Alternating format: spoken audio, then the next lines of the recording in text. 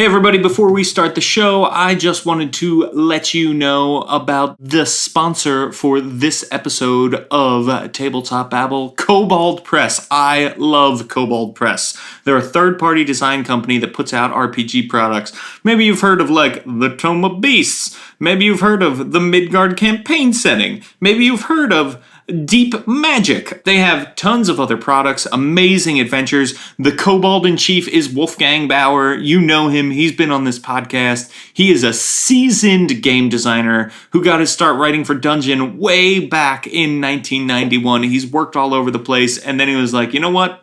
I'm pretty much a genius, gonna start my own company.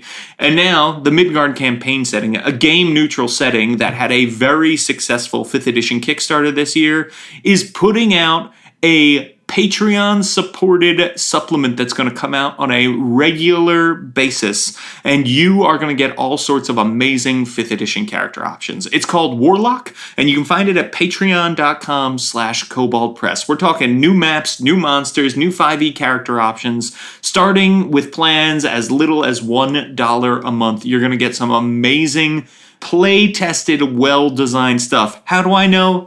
Because I am a supporter of this Patreon. So check out Warlock from Kobold Press at patreon.com/koboldpress. One more time, it's patreon.com/koboldpress. This is Tabletop Babble. I'm James Introcaso.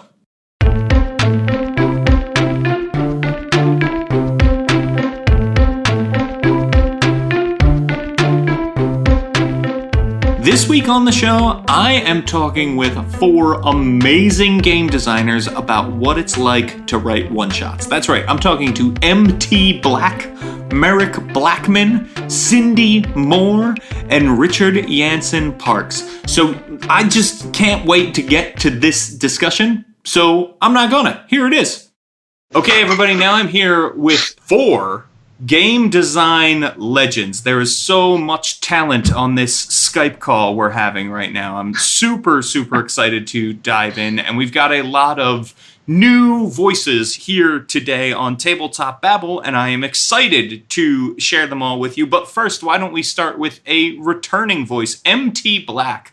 Welcome back to Tabletop Babble. Let the listeners know who you are and what you do in the world of tabletop role-playing games. Yeah, thanks, James. It's a great pleasure to be here. MT Black, I've written lots of best-selling adventures on the DMs Guild, and I chat a lot on the Facebook group that's also associated with the DMs Guild. Yes, you're putting out lots and lots of amazing content, which is why we have you here today, because we're going to be talking about OneShot Adventures, something you are intimately familiar with as well. Sure. And, of course, also all the way in Australia with us is Merric Blackman. Merric Blackman, welcome to Tabletop Babble. Who are you, and what do you do in the world of tabletop role-playing games? I write a lot about Dungeons & Dragons. Occasionally I write for Dungeons & Dragons, but mostly I write about the game. A lot of adventure reviews, occasional reviews about the mechanics and things like that, so lots of strange stuff. Yes, and this is really exciting for me because you and I have been talking on Twitter, for 3 or 4 years now, and this is the first time we're speaking voice to voice. So this is a really exciting to have you on and to get your take on OneShot Adventures. Also with us is Cindy Moore. Cindy, welcome to Tabletop Babble. Who are you and what do you do in the world of tabletop role-playing games? Thanks, James. It's fun to be here. Me, I also write for Dungeons & Dragons, have some material on the Dungeon Masters Guild, and I write for AL as well, Adventures League, I'll say it all. I was also the regional coordinator for the Northeast in the Adventures League, and I am now the Hillsfire administrator for BMG's custom created content. Excellent. You are steeped in one-shot adventures, one might say. Yeah, I am. You could say that, yes. And also with us is Richard Jansen-Parkes. Richard, welcome to Tabletop Babble. Who are you and what do you do in the world of tabletop role-playing games? Thank you very much. I'm glad to be here. For a second there, I forgot that I was on the podcast. I was sitting back and basking in all of the glorious people here. Oh, wait, I have to talk too. So I write adventures on the Dungeons Masters Guild under Winghorn Press. I write some adventures for other people occasionally, and I also am a pretty regular contributor to a magazine called Tabletop Gaming here in the UK.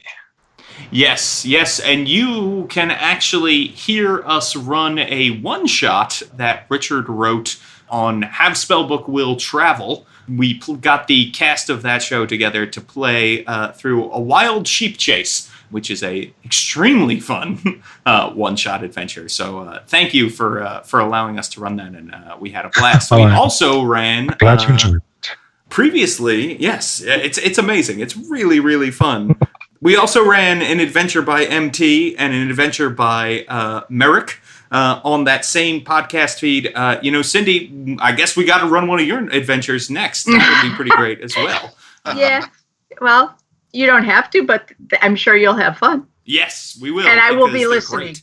So let's jump in. We're talking about one-shot adventures that can be played sort of in a single sitting at the table. And granted, it varies. Some people play for 2 hours when they get together. Some people play for 12. So what a one-shot adventure is really can run the gamut. I think we tend to think of them as adventures that can be run in, 4 hours or less sometimes. But, certainly 6, 8, 10-hour sessions are not out of the question. So what I want to know from you all is, what are the most important elements of a one-shot adventure? And what makes it different from like a longer, like a hardcover adventure we might see from Wizards of the Coast, or a series of adventures that sort of all work together? When we're creating just a single, boom, sit down, play at the table, what makes it that, and what is important to get into that adventure? And let's start with you, MT. Well, obviously, the most important element is the length. I think typically, I think gameplay is going to be about 3 to 7 hours, and obviously something that can be finished within one session. That's the first defining characteristic. But also, a one shot needs to be self-contained, so you can't have dependencies on previous adventures or previous events. A one-shot's potentially being played by a group of characters that have never been assembled together before. So, again, the whole lot has to be self-contained. A couple of other things, I think, is ideally you really need to have a clear motivation and purpose. That has to be laid out very strongly at the start of the adventure. Whereas in a longer adventure, sometimes the characters go to town, they wander around for 2 hours, causing a little bit of trouble, and the adventure emerges. You don't have that luxury in a one shot. You've really got to lay the adventure quest out very quickly and clearly. I think you also ideally want a clear resolution. So a longer campaign, you've obviously got a slower build. You might end the campaign, end a game, not necessarily having achieved a particular milestone. But in a one-shot, I think you do, at the end of that, you want to have achieved something quite tangible. 2 more quick ideas. I'd like a one-shot to have one big idea in it, like something cool. Again, a longer campaign, you might have a session. You don't have towers falling out of the sky every session in your longer campaign, but I think you want one big idea in your one-shot. And ideally, it should be something that hits the table fairly fast as well. I think you don't want something that's going to take hours and hours for the DM to prepare. Sure, I think thinking about it from the player and from the DM side is really important, right? Because I think people pick up one-shots for different reasons than they might pick up a longer campaign too, which is, in general, it's like, I want to have something, I want to run it right now, and I want to be able to make that work. Merric, you've run a lot of one-shots. You've reviewed a ton of one-shots on your site. Talk to me a little bit about this. What do you think is important for a one-shot to have, and what makes it different from a longer adventure? The important thing about a one-shot is that it has a beginning, it has an end, and it has interesting stuff in between. You don't have lots of things going on there which will be resolved later. It's all got to happen right there at the table right now. I've seen some very interesting one-shots over the years, and there's some for some other systems which you'd be very amazed by how free they actually are.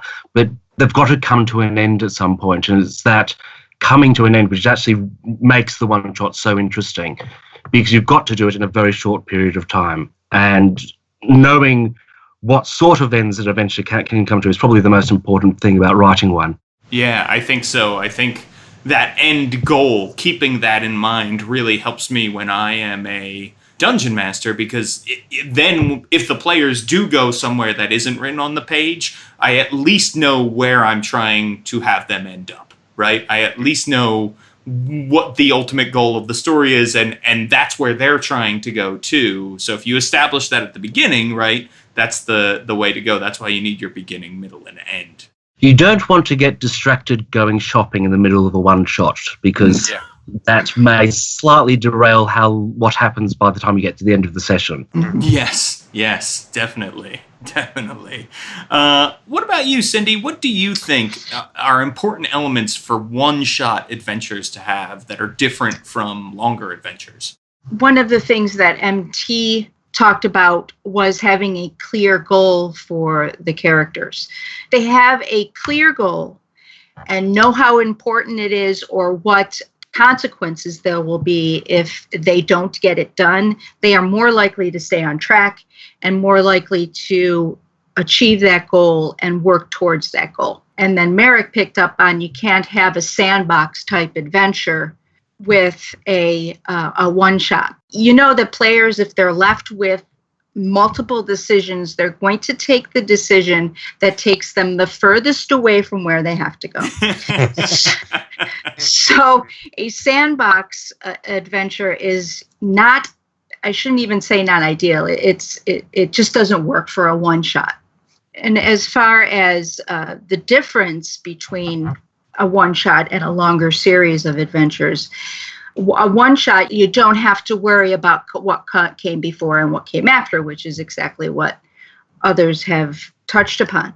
But then you also have free range in what you want to do. It actually gives the DM more leeway and to improv and to use the adventure the way they need to, or to adjust to the player types and such like that. That's super, super true, right? Even though everybody loves a good sandbox adventure, right? It's really hard to achieve in a one-shot, because if you have a giant sandbox, there's probably only one place the players are going to be able to go to, and honestly, they'll probably spend most of the session discussing which of those places they should go to. Right. Because they won't be able to agree. So that's why having something really streamlined is important, but also, like you said, giving them the chance to still play around, giving them the chance to still improv and make the story their own is so important too. And that's a thing to keep in mind when you're writing or running a one-shot adventure, that just because the one-shot adventure may be written very linearly doesn't mean that the players don't have a chance to still play around. You can let them play outside of that. As long as the adventure is still well written, you should be able to get them back on track, hopefully. What about you, Richard? You've written a lot of fun one-shot adventures. What makes them different than longer adventures? I think that everyone else has done a really good job of explaining sort of how it's different from the DMing and from the writing perspective.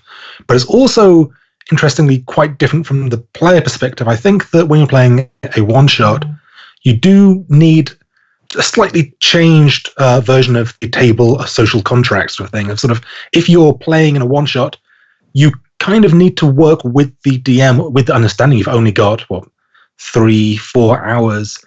And you sort of have to play along with, I mean, as you said, not spending 3 hours trying to get the best deal for a breastplate in town, that kind of thing. And sort of in a normal campaign, if your players say, actually, you know what, we really want to be sky pirates, we're going to go and pursue that goal, then, great, you'll find a way to do that. But if they do that in a one-shot, then everything sort of comes crumbling down around you, and as a DM, you're somewhat obliged to then use underhanded DME railroady things to get them back on track. So I do think it's interesting that not only does the DM have to work in a particular way, the players also need to work in a particular way to get the goal done in time as well. Sure, yeah. Taking the offered hooks is even more important in a one-shot than it is, I think. And you're right, sort of keeping things on track. There is this social contract. And I do think the other thing is when you're a player, right, things like treasure and that sort of thing, especially if it's a one-shot character as well, if you're going to use this character, you're able to maybe not care as much how that breastplate costs, right? Because you just want to get to the fun and play this character. Absolutely, and I think it's important to note that that doesn't mean they have to sort of follow the path directly or anything like that. In fact, I was running a game a while ago that is produced by MT that I wrote called The Giant Slayer, and the aim of the entire thing is to kill this giant. And the game, the adventure sort of subtly directs you, not so subtly directs you to go and find this giant slayer. They said, actually, you know what? We just want to kill this giant ourselves. And they went entirely off from the normal adventure path, but they had the goal in mind. So it all worked out absolutely fine in the end. That's the beauty is as long as the DM can continue to use some of that information and they're not totally swinging from a trapeze without a net, as it were, things can usually go pretty well and players can still think outside the box, which I think is excellent. Which sort of brings me to my next point, and Richard, why don't we start with you for this one? When you only have a few hours to tell a story, what do we trim to make a great experience for the players that still gives them agency, right? Like how do we do that? We keep talking about giving players the power to improv and make the story their own. How do we do that in a one-shot? Where are the places that we do that? Yeah, that's a good question. I think that essentially it's that you give the players a goal, and quite often the way to do that is to make it very clear what the consequences of them not pursuing that goal will be. The giant's coming to town tomorrow. You have to have a plan by then. The tower's falling out the sky in the next 6 hours. You have a plan by then. So you have them set on a goal, but how they achieve it is pretty much up to them. That's where they get the agency. That's where they get the freedom. And also through just how their characters act. I mean, I'm sure we've all run the same adventure multiple times and had people have entirely different experiences, even if they're running a very sort of straightforward, a dungeon crawl. Nice, I like that. We just did I just did a podcast on the RPG Academy. I can't keep track of whose podcasts are whose anymore. About dungeon crawls, and that's sort of one of the great things about them is the dungeons are self-contained, which makes them easy to sort of adjust on the fly when your players think outside the box or approach a goal in a way that maybe you haven't thought of. It's like, well, it's still all happening within the dungeon. I still know what creatures are within what rooms and that sort of thing. So that's a great way to kind of help guide you when you're running an adventure is, the players want to drill in through the ceiling to get into the villain's lair. Well, guess what? They can do that because I know what's right under that ceiling, right? That's a pretty great thing to be able to do. What about you, Cindy? When you are thinking about one-shots, where do you sort of trim the fat, and how do we allow players the freedom to improv? I think a good way to do that is to have a kind of a role play session in the beginning when the adventure is introduced. The AL adventures have kind of a way of doing it in a format, and that's how they start, and I think that's a good way to do it. It lets the other players at the table know how the other players act with their characters, what their goals for the other characters are, and kind of get a feel for each other. And when they do that, they can play off of each other, know what is important to the other, and know how the goal will be taken by the rest of the players.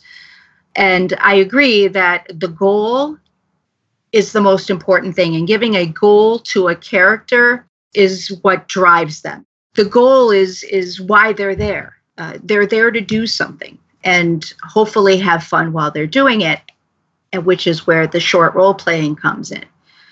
most of the adventures, as everybody had said, that I've run, the most time is taken in the beginning, where they're trying to figure out what's going on, where the, clues are of where to go, and interacting with each other. And that plays to that sort of player, that type of player. And then most adventures will have some sort of fighting encounter, which takes, a different type of character. So that's another thing that I think needs to be in it to give the players a sense of that they're doing what they want, that you include several different things that'll appeal to the different types of players. I think that's definitely very true, right? Getting a lot of variety in an adventure is a great way to do that, and knowing your table, learning your table, like you said, even when you're sitting down with new people for the first time, getting to know them is very important, because then you can say, okay, I know this is what these people are going to like, and maybe we can speed through or hand wave this section a little bit more, or I'll beef it up here. That's a great way to do it. I heard Chris Perkins was quoted as saying, adventures are the cup, and then we require players and DMs to make the water that goes into the cup. And that's kind of a great way to think about it, right? That's the adventure is the structure, but then it's up to you how you want to use that structure, how you want to fill up that structure. Hey there, Alex Basso here. And Rudy, co-hosts of Game O'Clock. Don't split the podcast network's premier video game show. Every month, the two of us and a special guest go through a game genre's history, some of our favorites within it, some of our least favorite games, and where we hope the genre goes moving forward. We've talked about shooters, MOBAs, classic adventure games, and even more. If you like video games, you gotta check us out. Merric, you have created a couple of fabulous adventures on the DM's Guild that I think really range in the way players can approach certain obstacles. And they are also wildly short as far as word count goes. How do we pull this kind of thing off and make great adventures that give players lots of options? Yeah, there's a couple of things here. One is the structure of the adventure, which can be sort of this branching path through it of, if you're looking at a dungeon, you can get to a room and a corner and go left or right. And you can also apply that to other types of adventures where you have a flowchart of going from one encounter to another, but you're always going towards an ending. I think the point is to get to the essentials of what you need and not deal with so much stuff when writing one that the DM can't fill in those bits themselves, because they'll know their players better. Very true, right? If you are going to try to cover every single situation, you'll drive yourself crazy. And that's a good rule for all adventure writing. Yeah. It's almost better, like when you're describing your NPCs, to give a good idea of who this character is, rather than all of the things that they might do. Because then the DM can easily say, okay, this is who this character is. This is what they would do in this situation. Rather than having a list of situations and then, oh, here's one that's not covered. Well, I don't know what this person would do. I think is one great way to kind of do that, which is something I think you've really did with Death in the Cornfields, which I'm going to get to in a second, because that's a great adventure. Needing to know what a goal is, Yes. the goals of the NPCs is so much more important than saying what they do if Yes. something happens. Exactly. MT, how do we give players the freedom to improv in these one-shots? It's a great challenge, and it's something I've certainly wrestled with as I write adventures. What I'm trying to do now is and Merric mentioned this a little while back, but I try to make sure there are 2 or 3 different paths that you can take to get to the goal, so that the players have meaningful choices to make. Because it's short, you're not going to have a lot of time for them to be sitting there debating choices, but I do want to try and give them 2 or 3 touch points that really meaningfully change the navigation of the adventure. Even though all paths lead to Rome, everything's probably going to get you to the same goal in the end. I do want to give them actual choices. What this means is a fair bit of work for the adventure creator, I think, because you're going to be creating these different paths that not everyone's going to use every one of these encounters that you've created. That's quite painful as a creator, I think. You came up with these 8 great ideas. You want everyone to experience every one of those encounters, but if you're going to give them meaningful choices, they're not going to, and you've got to take comfort in the fact that different tables are actually going to take different paths and different people are going to have those different experiences. But that's very much what I try to do, to give people agency. The other thing, which we've also touched on, is to try and give some large open-ended problems. Another adventure that Richard and I worked on together, Magic Village for Sale, at the end of that adventure, you've basically there's a huge crystal globe in a roc's nest that you have to climb up a giant tree and get that globe out of the roc's nest in some way while the rock is flying around. And I had a DM write to me about that. He said my players he said I sat there for 40 minutes saying nothing while my players thrashed out a plan as to how they were going to approach this challenge. And he said it was the most enjoyable 40 or 50 minutes of DMing of his life, just sitting there listening to his players, thoroughly engaged with what they're trying to do and coming up with a plan, having those very open-ended challenges. They're some of the very best problems you can wrestle with in D&D. A couple of other things just on making these rich experiences in a short time frame. You're usually only going to have one location, I think, and you don't want to have too many. You don't want to mix things up with too many locations for people to have to explore. You want to try and to pick up on Mike Shea's thing. You want to try and make that a bit fantastic to give them a good experience. So something memorable, if you can. You can usually afford one nice little twist in the plot at the end.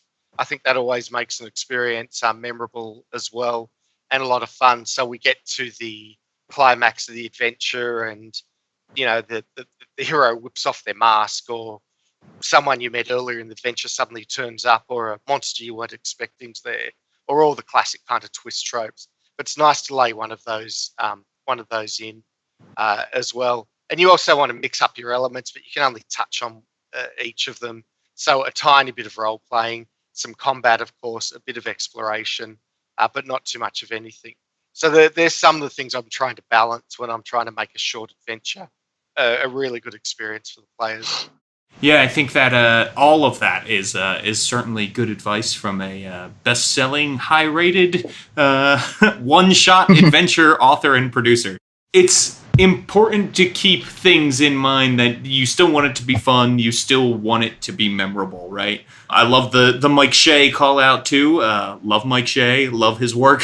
He's a great person. So how do we do that when we only have an hour, right? How short can we get with these one-shots? Let's talk about systems. We've all written for D&D, so I think that's top of mind, right? But are there other systems that are better or worse for one-shots? Probably depends on the story you're trying to tell, right?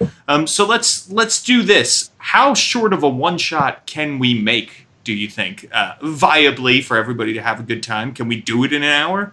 And what are some good systems you can use for one-shots? And why don't we start with you, Merric, because I'd love to talk a little bit about Death in the Cornfields, because Death in the Cornfields is an adventure that could take a very short amount of time and still be very compelling. And we don't need to give too much away about it, because it really is, it's got one of those fun twists. But yeah, you come to mind when I think about this. One of the interesting things is I think that Mike Merle said, as a design goal of this 5th edition D&D, was he wanted a game which could be played in 1 hour. I've heard him say it a couple of times, that it was actually when he was designing the game, he wanted to be able to be played in an hour.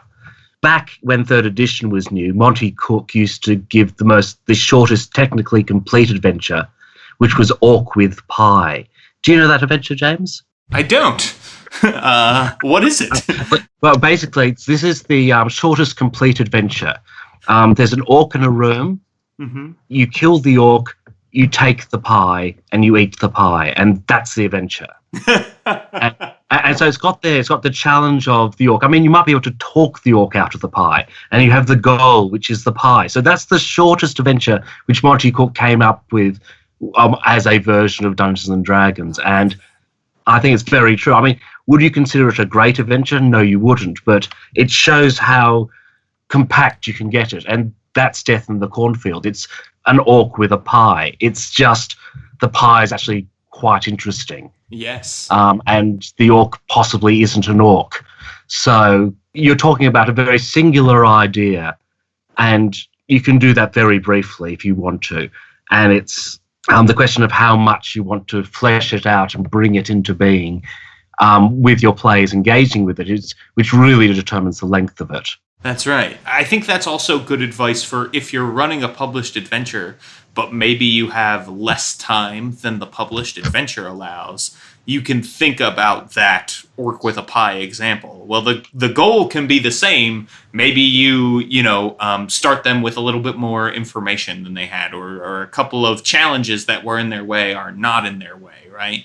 You can find ways to make that work. When I was running MT's adventure for the Have Spellbook Will Travel cast, a couple of them had to go at a certain time, and I could not get them, or rather, they did not go to the dungeon. It was a dungeon crawl style adventure, but they ended up not going there. But they did all of these other things to investigate the problem and the goal that were detailed in the adventure in the town where they were. And so it ended up that, right, when they charged in, the main villain, rather than hanging out all the way in the back of the dungeon, charged forth to meet them. And we still got to tell that story. It still got to be complete. So there are ways that you can certainly scale up and down, too, which is great. I love the orc with the pie. That's my new favorite thing. I am stealing that. What do you think, Richard? How small can we get with adventures, and what are some good systems for running one-shots? So you can get very small indeed. I don't think I've ever run adventures that take 1 hour, but in fact, my first ever experience of sort of creating adventures or dungeons was creating things for my local gaming store, and I used to create things for brand new players who would come in on the sort of Wednesday night, come and have some fun nerd times. And there'd be about sort of 20 minutes introduction, and then that would give me just over an hour to actually run them through a game. And you could usually get them through, obviously not the most complex adventure in the world, but the setup was usually you have a goal. It's at the end of this dungeon, there will be one room where there's a combat encounter, one room where there is a puzzle of some sort, and then there will be some sort of conversation towards the end, sort of role-playing thing once they're more comfortable doing that. So you certainly can do things in 1 hour, and honestly, Fifth is a pretty good system for doing short adventures. I show perhaps how new I am to the hobby, relatively speaking. I first started, my first ever role-play game was 4th edition, and that would have been quite hard to run a combat encounter in just 1 hour in that, I think. Yeah. It's fairly safe to say. Other than that, I'm just sort of staring at the books on my shelf. Generally speaking, any good, quick-ish system that your players already know you can run relatively quickly, I think. I don't think there is any system in the world that is a good, sort of fairly streamlined system that you couldn't run in 1 hour if your players are all familiar with the rules. A Pathfinder's not the most, slim line of systems. And it's certainly not something that I'd want to sort of try and get someone brand new to play in a 1 hour. But if you're familiar with it, then, I'll go wild. But there are some fairly boiled down systems. There's a system called the Cthulhu hack, which is based on the Black hack, which is itself, I think, based on first edition Dungeons and Dragons, but it's sort of very scaled back. And that's super simple. You get a handful of dice. Things tend to either auto-succeed or auto-fail. It's very simple. And you can run a full adventure on that in a 1 hour pretty easily, just because the rules are super, super slimline. Nice. I need to check that out. I am not aware of that. Cindy, we're going to talk real quick about one of my favorite Adventurers League adventures, The Occupation of Sith Mortain. This is a lovely adventure, and it is sprawling in its scope as far as one-shots go. It starts on the surface, it takes you deep down into the Underdark. There's a lot of fun stuff happening here.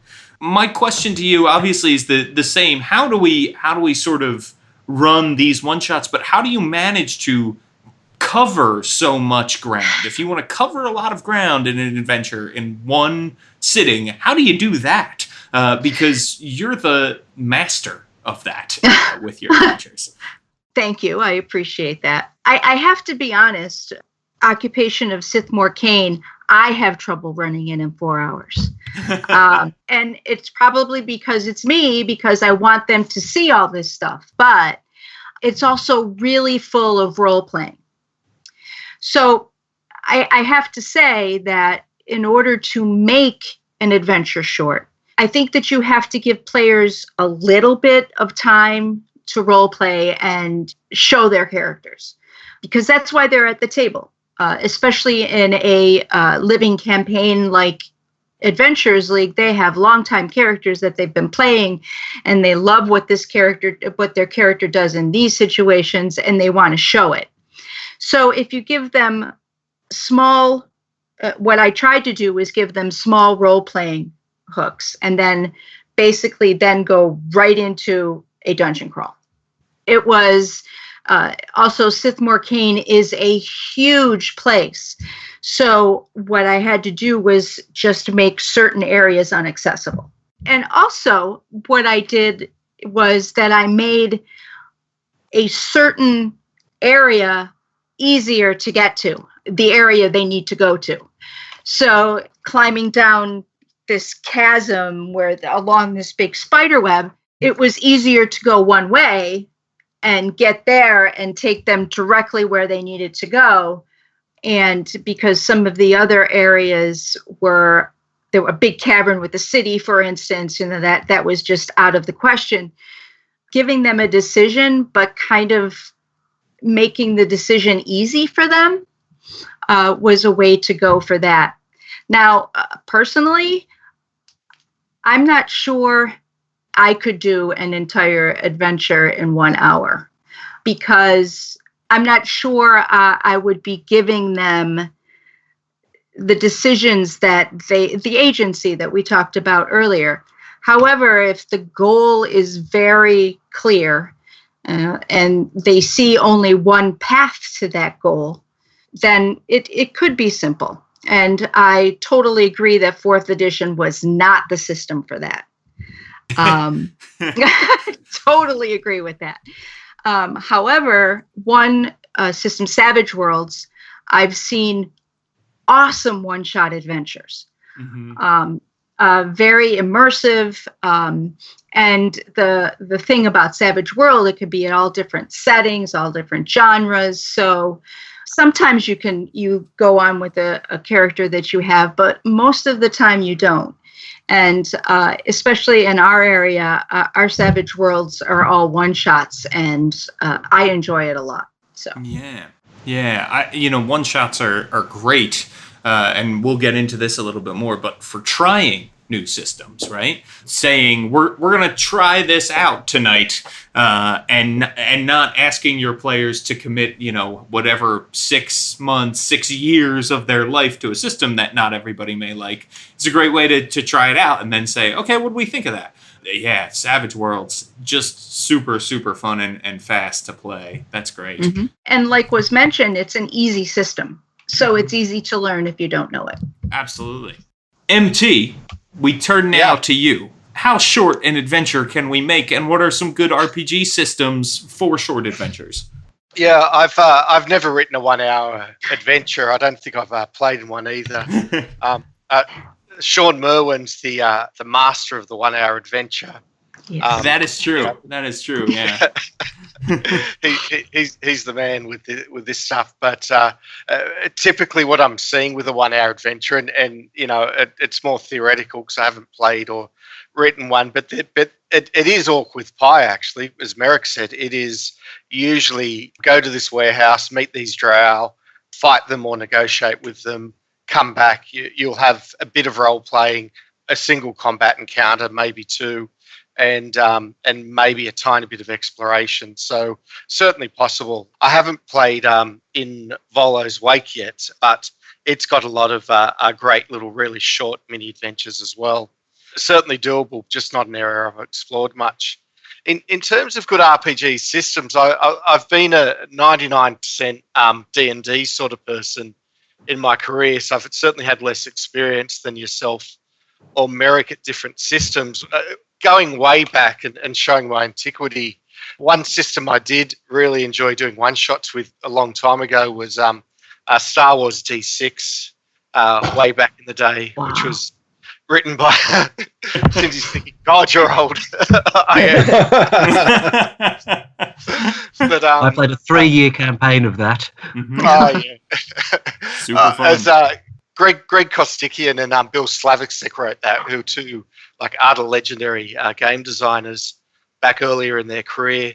And one great thing about that is it's such an episodic game, maybe episodic in the same way a movie unfolds, very kind of scene by scene.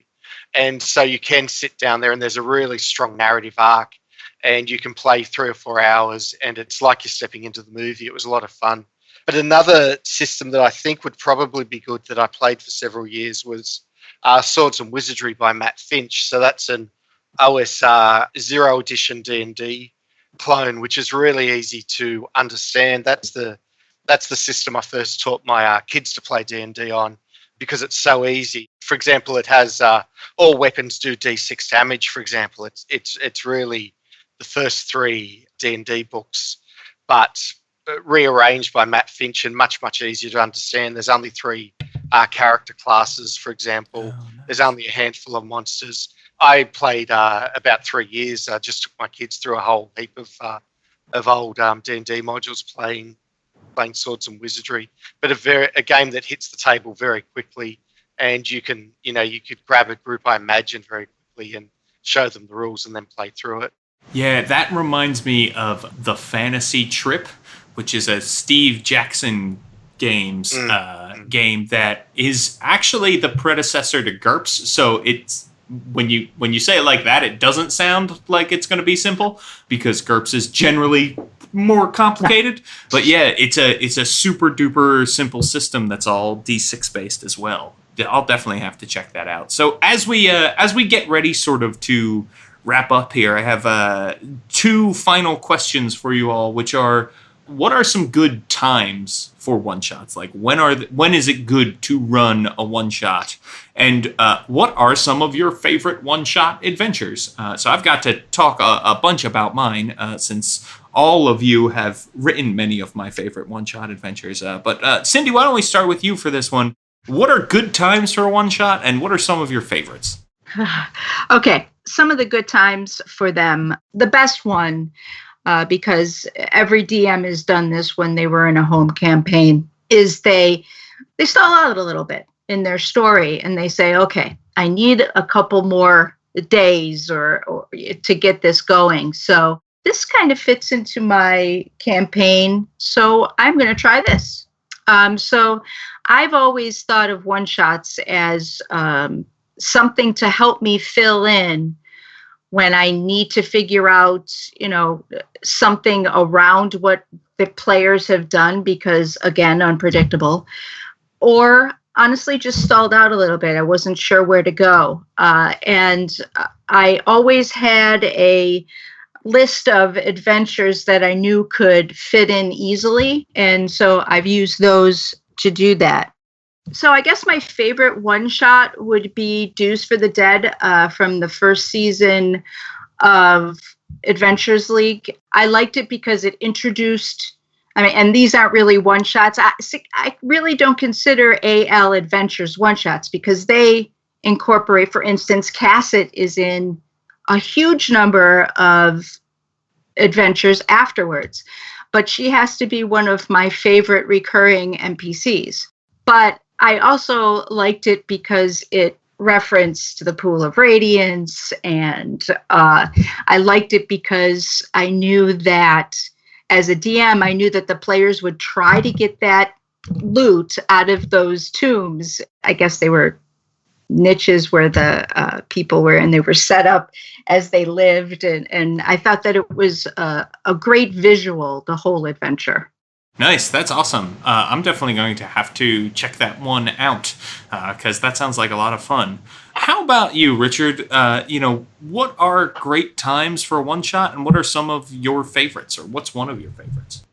So there are a couple of times that I usually play or run one shots. The first of those is at conventions. They're always great because you're only going to have a 3, maybe 4 hour slot anyway. That group is probably are never going to be together again.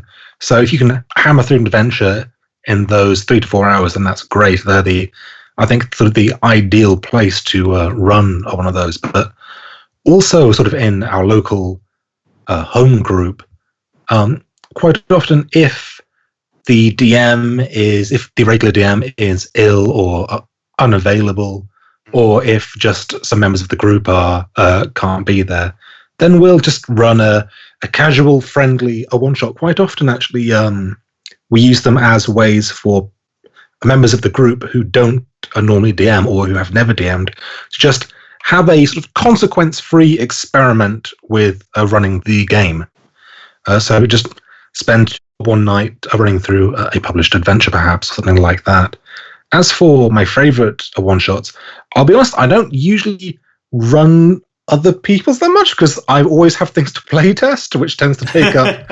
So if I get a chance to inflict that on somebody, then I certainly do. But I know that Cindy mentioned that Adventures League doesn't really count, but the Treasure of the Broken Hoard, the first one in the Storm King's Thunder sort of arc for Adventures League, that was one of, I think that was one of Sean Merwin's ones, as you mentioned. It was one of the groups of sort of 4 mini adventures, and those are great fun. Those all just have straightforward goals. You can do them real quick. They're all super inventive, and really big fan of those.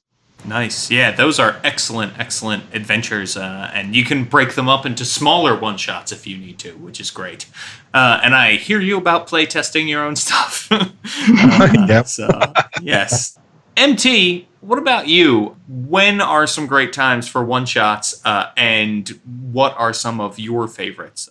Obviously, Wednesday night at the local gaming store, which I do when I'm able, that's a great time for a one-shot. They usually kick off about 7 o'clock, and you've got work the next day, so you want something you can get in there in 2 or 3 hours, and ideally wrap up and have a kind of a satisfying, feel like there's been a satisfying resolution. One-shots also suit, and this is more observation and feedback, suit online play very well too. So a lot of feedback I received from my adventures is people saying, I just wanted to get a group together online. I may not have known who they were. And you want to, because people don't necessarily want to sit for 8 hours with headphones on. A 2 to 3 hour one-shot that you can wrap up, get a group together. That works well too. In terms of favourite one-shots, I'll call out Mike Shea again. I've been reading through and doing some play testing for his Fantastic Adventures lately, the Kickstarter he did. And I like those adventures a lot. They're really, Mike's put a ton of work into them. They're really beautifully presented. And I also like a lot what he's doing in terms of trying to, cut down the amount of information you have to have for a 3 or 4 hour adventure. And instead of having 10,000 words for a 4 hour adventure, he's trying to do that in 1,500 or 2,000 words. Mm-hmm. And I like that. I like that a lot because I think we've become a bit too verbose, myself included, in the adventure creation community. And so I do want to explore some of those options and look at what do we actually need to include, where can we trim things down. So, yeah, great. If the Kickstarter's over now, but I'm sure it'll be, I think in January that'll be hitting drive-through, etc. So check that out. There's some great adventures there. Fantastic Adventures by Mike Shea. Yes, yeah, wonderful series of adventures. And Mike really is, his word economy is quite good. He really wanted to create adventures that you could run without having read, and that's why he keeps his word economy so low, which is really nice. What about you, Merric? I wanted to close with you because you run a lot of one-shot adventures. And you also have a fairly extensive list of one-shot adventures that you love and don't love as well on your website. Yes. It's interesting because a lot of the times where I use what we call a one-shot adventure, it is to incorporate it into my actual campaign. So that's a different form of a one-shot. It's not quite the way that we do it here. But the one time I really run one-shots is on my birthday. So my birthday, I will run a role-playing session, generally of a system I don't normally run. Call of Cthulhu is, for me, perhaps one of the best one-shot systems there is because everyone's going to be mad or insane or dead by the end of it. So I've got no worries about characters living beyond the session. But I'm just going to go completely weird here for the one which I run most often on my birthday, and the least structured of all of them is the Amber Diceless role-playing system. It's based on a series of books by Roger Zelazny, and the basic idea of it is that all the characters are feuding demigods who want to gain the throne of Amber, which is the one true world.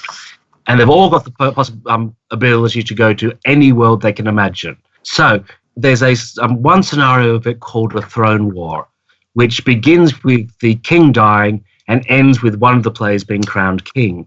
And in 4 hours, we start from that situation and get to one of the players being crowned king. And they can do anything they want within it. And it's the strangest sort of one-shot you can imagine because they make up the rules as they go along. But it's, for me, the ultimate one-shot, which allows the players so much agency. But as the DM, what you're there is you're trying to fit it all together to shape it so that at the end of it, the goal is achieved and everyone's had a good time. It is certainly a fun system, and for one-shots, it's kind of an amazing way to go because it's hard to prepare for, right? You can only do so much because the players can go into these places that they create, which makes it really fun. Yeah, in my case, I often think that Amber is what taught me to Dungeon Master. I'd played a lot of D&D before I played Amber, but running Amber taught me the skills of actually creating a story while dungeon mastering. And so then that comes back to actually doing stuff in Dungeons & Dragons. When you don't have a whole lot of these structures to fall back on, you learn what the essence of storytelling is. Just to jump off something that Merric said, I've got to say that one of the nice things about running a one-shots is to rack up an impressive list of player character bodies. I do that at my regular games. I do feel far less guilty killing a player's character in a one-shot. Yeah. Particularly when playtesting, right? Like, oops, I guess this encounter was too strong. Thanks for helping me find that out. If an adventure doesn't include at least one heroic sacrifice, then I don't know. I don't think it counts as a real adventure, frankly. So that actually would be a great podcast. Would be to talk about sort of player death. We'll have to have you all back on to discuss that because I think that would be really fun. But before we go, where can people find you, MT Black? Yeah, mostly on Twitter at MTBlack2567 or on Facebook in the DMs Guild fan club group. And feel free to reach out. I love to hear from people. Excellent. And where can people find you, Merric Blackman? You can find me very easily on Twitter, Merric B, and on my website, merricb.com, where I write lots of stuff about D&D and adventures. Excellent. And I want to say that I'm pretty proud of myself that I, at no point during this podcast, mixed up Merric and MT. I have definitely sent emails from one to the other before, but this time I don't look like a dumb American right now. And where can people find you, Cindy? People can find me on Twitter at Cindy M. Moore, and on Facebook, Cindy Moore. There's probably millions of them, but can match the picture from Twitter. There you go. And where can people find you, Richard? People can find me on Twitter at winghornpress and also on at winghornpress.com. Excellent. Yes. Well, be sure to check out all of the wonderful offerings these amazing authors have. And thank you all so much for joining me today on Tabletop Babble. It's been a great very pleasure. much. Yes, we've had a great time. It's been great. Thanks, James. Wow, that was a great discussion. So many amazing brains in the room, people who design games and read games, and people who eat, breathe, and sleep game design. Just really, really, really fun stuff. Great advice from these people. Definitely going to have them all back on soon.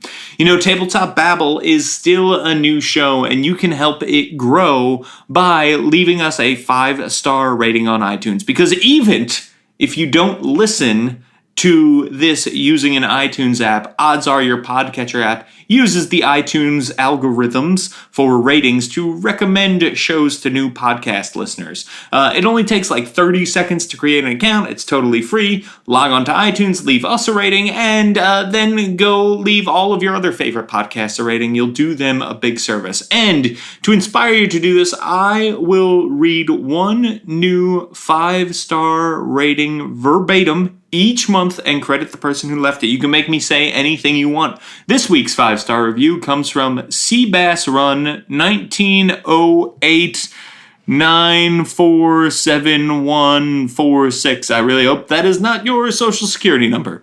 And the title is This Podcast Belongs in Your Queue. What a great podcast. Listening to it has helped me be a better dungeon master and a better storyteller. Every podcast on the Don't Split the Podcast network is fire, and Tabletop Babble is no different. If you love gaming, and let's face it, if you're reading this, you most likely do, you should listen to this. Also, James Introcaso, if you're reading this, will you please consider making an episode focusing around trap and puzzle building? Asking for a friend. Kidding, I need help making puzzles. You know what? That's a great idea for a podcast, Seabass Run. So your wish is my command. We will have an episode focused on traps and puzzles. Maybe even 2 episodes. One focused on traps and one focused on puzzles. Amazing, amazing idea. See, this is how I get my ideas for the shows. I just steal them from people who leave us 5-star reviews on iTunes. Let me steal your ideas, please. In addition to us, I'd love to recommend to you a podcast on the Don't Split the Podcast network. We've got many, many fine podcasts here. This week, I'm going to recommend to you Venture Maidens. Venture Maidens is a great actual play podcast featuring lifelong friends that sit around the table and crack wise, go into dungeons, kill monsters, and roleplay an excellent, amazing story. You're definitely going to want to check them out at don'tsplitthepodcastnetwork.com, where you can find the Venture Maidens and lots of other awesome, awesome podcasts. All right, people, if you want to find me, I'm on Twitter at James Introcaso, or you can head over to my blog, worldbuilderblog.me.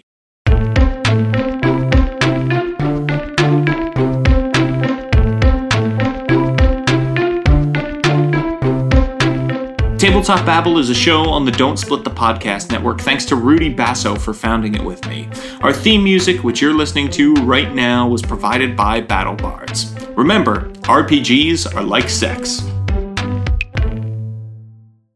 Hey everybody, one more thing. A sponsor for this episode of Tabletop Babble is 2C Gaming, a small independent publisher that funds their projects through Kickstarter. They specialize in 5e and Pathfinder fantasy supplements, and right now they're putting out an epic 6-part adventure. The Lion's Vault is part 3 of that adventure and is running a Kickstarter for the entire month of August. You are definitely going to want to check them out. Head on over to Kickstarter and search for The Lion's Vault. You might say, but James, I don't have the first 2 parts of the adventure. Well, guess what? You can get parts 1 and 2 as part of their everything tier, or you can head on over to 2cgaming.com and buy them there. Each module explores a different theme. The first adventure was a dungeon crawl with challenging puzzles and multi-stage boss encounters. The second adventure focused on intrigue, diplomacy, and forging alliances with multiple factions. This adventure, The Lion's Vault, that they're kickstarting right now, focuses on disease and corruption with a powerful plague that has lasting consequences for the world of the game. It's available as print and PDF, and the digital deluxe version includes a suite of virtual tabletop resources that you can use with Roll20, Fantasy Grounds, or any other virtual tabletop. I know I love that because I play so many of my games on virtual tabletops. Thank you so much to 2C Gaming for sponsoring this episode. Head on over to Kickstarter, search for The Lion's Vault, and get yourself some adventure.